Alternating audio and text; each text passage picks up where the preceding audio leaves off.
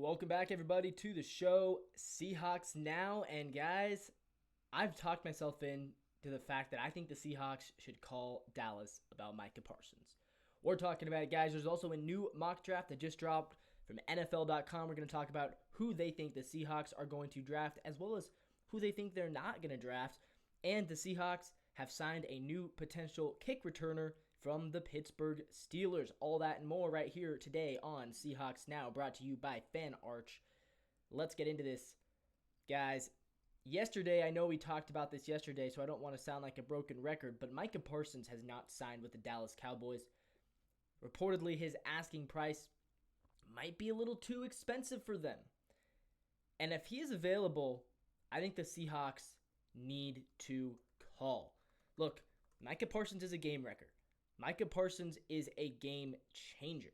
He's asking to be the highest paid non-quarterback in the league.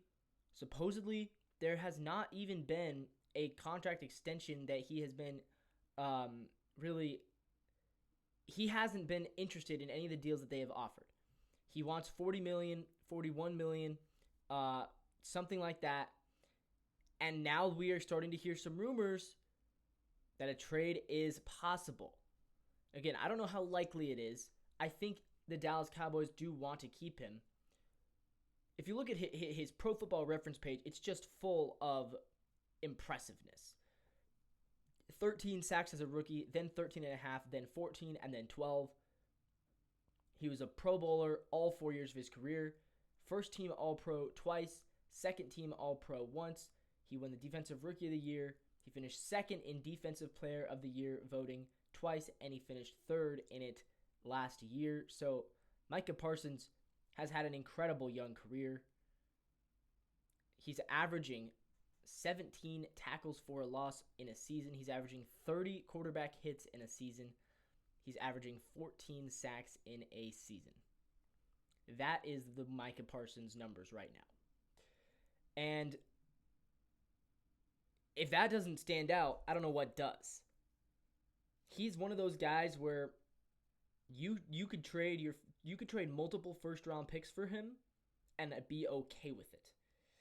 I know the Jamal Adams trade kind of leaves a bad taste in Seattle fans' mouths because obviously we gave up a lot for Jamal Adams, and it didn't really work out for us, right? It didn't really work out. Also, that was a different caliber player. Jamal Adams was a safety. Micah Parsons is the best edge rusher in the league. You trade the world for Micah Parsons. You do. That's just how it works with him. And I think that there are a good amount of teams that could benefit from Micah Parsons, but I think the Seahawks really could. Look, the Seahawks already have a great defense. Devon Witherspoon out there at cornerback is going to be really good, lockdown. Julian Love at safety, I like. And the defensive line, you got guys like DeMarcus Lawrence. You've got guys like Boye Mafe, Uchenna Nwosu, Byron Murphy now on the line, and Big Cat Leonard Williams. This is a good defense. I like the way that they are building this defense. You know who makes this defense elite? Micah Parsons. You know who makes this defense potentially the best in the league? Micah Parsons. You know who makes this defense truly Super Bowl quality? Micah Parsons. So if he is maybe the only player right now who's even potentially available that I would say, yeah, I'm giving up 2 first-round picks for him. I understand he costs a lot of money. I also understand that the Seahawks, they just saved a ton of money by moving off Geno Smith and moving off DK Metcalf. And yeah, they spent some of that money on Cooper Kupp. They spent some of that money on Sam Darnold, but they still have money in the pocketbooks to spend. If I was them, I would spend it on Micah Parsons. I would trade for him, and then we can start talking extension after that. But honestly, I'd be fine bringing him in as a 1-year merchant. Just trade for him and say, look, we're going all in this year. We're going all in on defense, and then next year you can sign your big deal with somebody else. That's what I do. All right, a new mock draft just dropped from NFL.com predicting lineman Gray Zabel to the Seattle Seahawks. If you've never heard of Gray Zabel, probably not the only one. Gray Zabel is an offensive lineman from North Dakota State. His draft prospects have been really climbing. Gray Zabel, according to NFL.com, he's rated as 6.34. He will eventually be a plus starter with a next-gen stat rating of 87 out of 100. He's a 6'6", 312 pounds out of Pierre, South Dakota. Production score 91, ranked as the best offensive tackle of NCAA last year. His athleticism score 89, the second highest out of any offensive tackles at the combine. Bench press 26 reps, 36.5 vertical jump.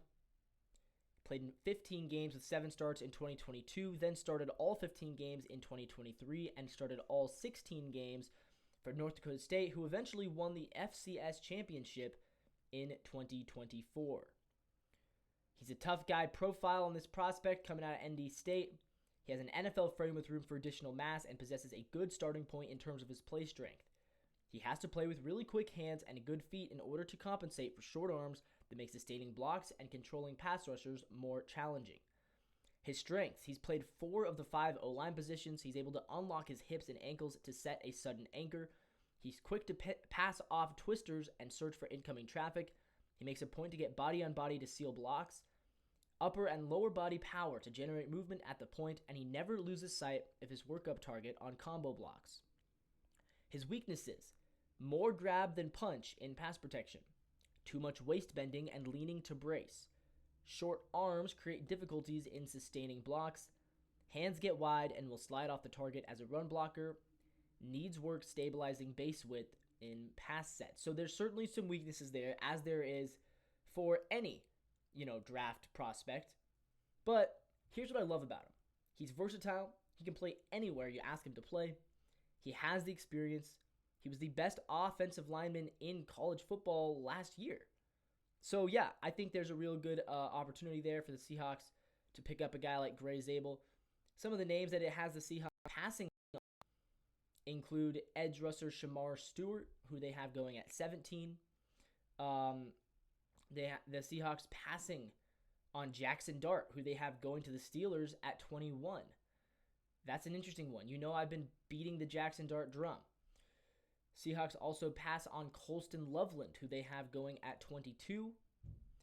Seahawks also pass on Michigan cornerback Will Johnson, who they have at 23.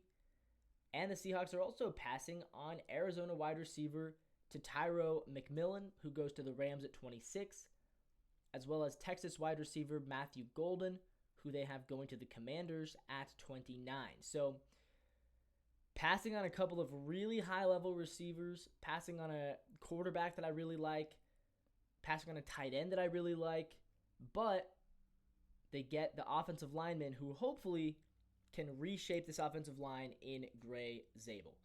All right, really quickly before we wrap this thing up, Seahawks have signed a new kick returner, Steven Sims, out of the Pittsburgh Steelers. Steven Sims has been in the league since 2019, 6 years in the league in 53 games. He's only started 6 games, most recently in 2022. 78 receptions, but he hasn't caught a pass since 2023 with Houston for 704 yards. He has caught 5 touchdowns. 4 of those came in his rookie season in 2019 with the Commanders. His strength right now, it has definitely been kick returning. In his career, 62 return yards on punts, 1,561 kick return yards. So he's more of a kick returner than a punt returner. He does have 1 kick return touchdown. Again, that came in his rookie season with the Washington Commanders. But yeah, he has done it last year.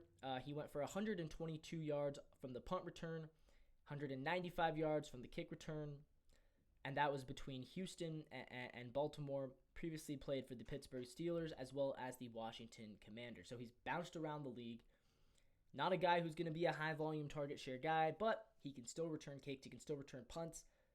I don't know what the plan is at kick returner. He may be competing with a guy like River Craycraft for that role, which I'd be fine with. I think it's a good depth move. I like this signing.